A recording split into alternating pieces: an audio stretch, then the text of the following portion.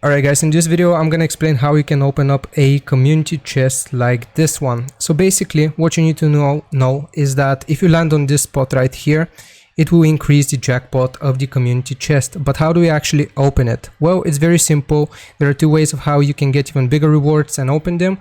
You have to invite friends, or you have to complete daily missions. As you can see, if we click on the little information option for the community chest, it says invite friends for greater rewards, land on the community chest to increase the jackpot like I told you, and play the community chest mini games daily with friends. Now what does this mean? This means basically being active with your friends. Now I hadn't logged in for a few hours, but my friends attacked me a lot and that's why my chest was open. So basically any interaction with the friends can count as towards those like mini quests for the community chest. So if they attack you, if they rob your bank, if you pay them rent, so on and so forth, all of those can count. So as you can see right here, if I were to take this guy's, or if I can have this guy as or pay me rent, then that means that it will probably count towards his community chest opening.